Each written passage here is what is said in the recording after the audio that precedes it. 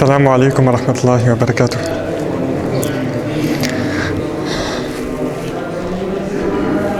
أعوذ بالله من الشيطان الرجيم بسم الله الرحمن الرحيم الحمد لله رب العالمين والصلاة والسلام على سيدنا محمد وعلى آله وأصحابه أجمعين يا رب اشرح لي صدري ويسر لي أمري واحلل عقدة من لساني يفقه قولي اللهم علمنا ما ينفعنا وانفعنا بما علمتنا وزدنا علما.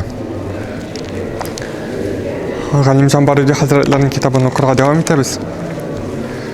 Bugün inşallah bu kitap üç kitaptan tarabit endi.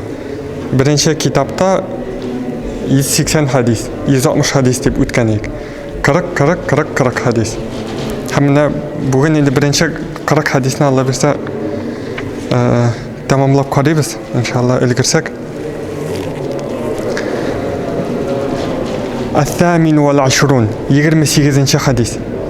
Peygamberimiz sallallahu aleyhi ve sellem ayta: "Afdalul ibadeti talabul ilmi."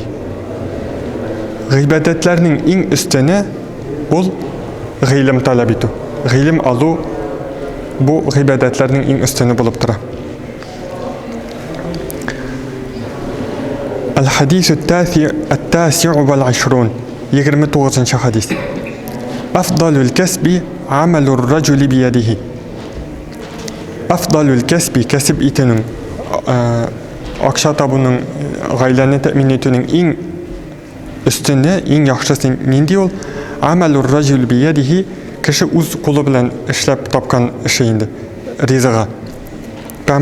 Bu hadisinin tolu versiyasında mına şöyle ettirip getirirler.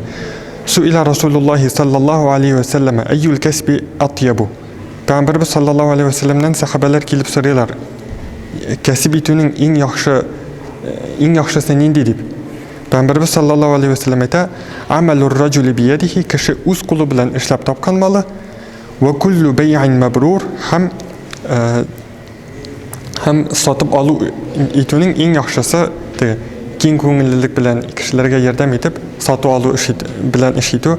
Bu en üstün en yaxşı kesip itu yollarından indi bulup sanala. El-hadisü salasun 30. hadis.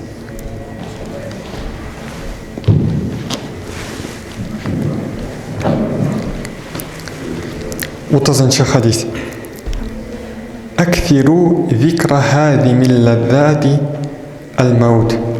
Peygamberimiz sallallahu aleyhi ve sellem ayta: Ekfiru zikra hâzimil lezzâti. Lezzetlerini bitirişi nerseni kübrek iske alığız.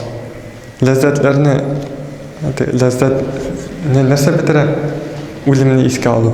Kişi ölümünü iske alğanda mesela birer nimetinin bitişegin sizse kişi ol nimetini indi kişkene bulup görünecek ol. Hem şulay yok. Kişi nişik kübrek ölümünü hatırlı isine tüşe şulay kübrek ağa etergeç bula yaxşı ameller başkarağa. Çünkü kişi Müslüman kişisi ışana ahirette anın menge turmuş kütüp tura. Bu dünya köpmü bolasın bir kişi de bilmeyi. Kaçan ölüp giteriz iken bir kişi de bilmeyi. Hem şun için kübrek tırışıra gerek yaxşı hem devamlı ameller başkarağa. Allah Teala rizalığını aldatırgan. Bu hadiske akşaş hadisler iske alıngan ilginde.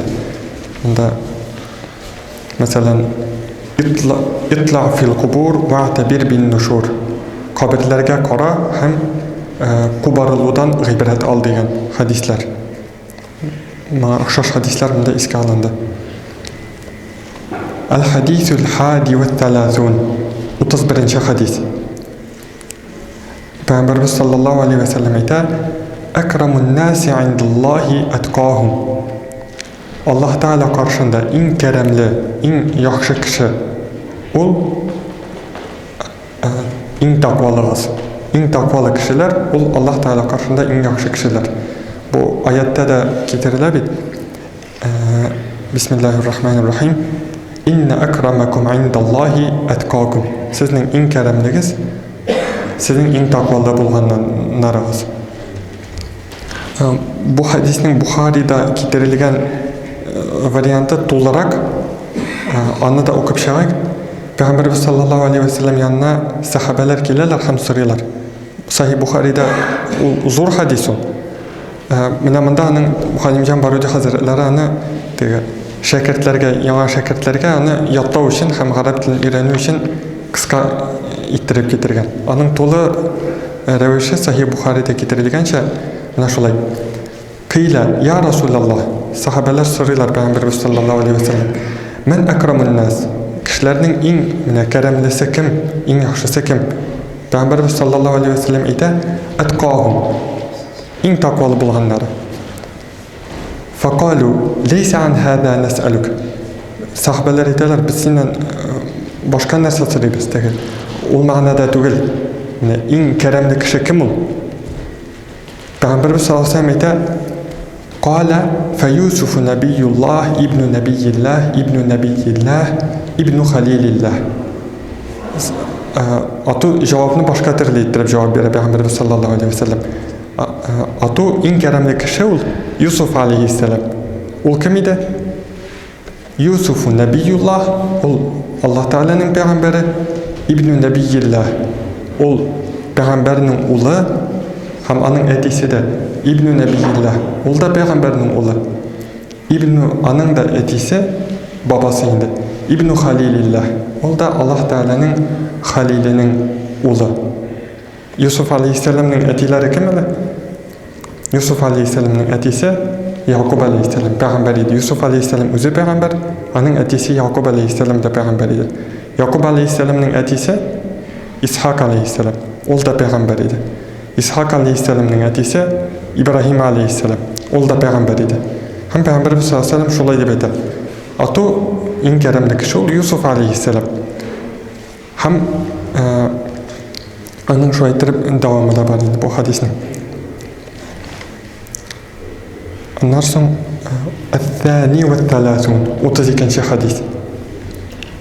أكثر عذاب القبر في البول. Kabir gazabının en kübesi nasıl sebeple bula? Minel beul. Kişi özünün necesinden baklanmağını sebeple. Baklanmağı sebeple. Kişi özünün necesinden baklanmağı sebeple kişi gazap itilecek kabirde. En köp gazaplar şu sebeple bula.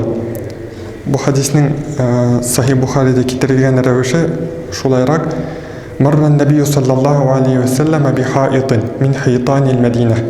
Peygamberimiz sallallahu aleyhi ve sellem Medine uramlarından barganda kabirlik yanından uzganda bir divar yanından uzayındı. Fesemi'a savta insaneyni. Hem Peygamberimiz sallallahu aleyhi ve sellem ülken iki kişinin tavuşunu işitti. Yu'azzabani fi kuburihima. Onlar ikisi kabir gazabı körələriydi. Şu iki kişi. Faqala Nebiyyü sallallahu aleyhi ve sellem. Peygamberimiz sallallahu aleyhi ve sellem aytdı. Yu'azzaban. Onlar ikisi gazap itilərlər. Ve ma yu'azzabani fi kabirin. Onlar zor günah sebeple kabir gazabı görmürlər. Sümme qala bela. Allah zor günah sebeple gazap görmürlər. Kana ahaduhuma la yastatiru min bawlihi. La yastatiru min bawlihi. Birsisi necisinden paklanmaydı. Ve kana al-akharu yamshi bin namime. İkincisi ise namime, söz taratıp yeriydi. Bu iki kişi gazap itileydi. Ondan sonra mağlum bulgan şeyinde sümme akhada jaridata radbatin feşakkaha nisfeyni. Sonra Peygamberimiz sallallahu aleyhi ve sellem bir butak ala da onu ikiye sındıra hem alarını qadab koyayındı şu kabirge. Peygamberimiz sallallahu aleyhi ve sellem'den sahabeler soruyorlar nişep şulay işledin nişep natakta dayakını alıp ortağa sındırıp onu batırıp koydun deyip. Peygamberimiz sallallahu aleyhi ve sellem ayta لَعَلَّهُ يُخَفَّفُ عَنْهُمَا مَا لَمْ يَيْبَسَ. Bu iki bu tayak kırağança alardan bu kabir gazabı jеңелейтілдер deyip ümitlenem deyip Peygamberimiz sallallahu aleyhi ve sellem ayta. Şunun için necisten paklanu Müslüman kişisi umumen alganda şista bulga tiyiş. Hem Kabir gazabından da saklaну için şol najisten paklaну bik mühim.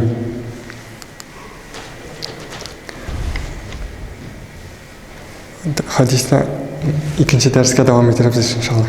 Azan vakti geldi. Subhanakallahumma bihamdik neşhedü en la ilahe illa ent nestağfiruka ve netûbü ileyk. Esselamu aleyküm ve rahmetullahi ve berekatuhu.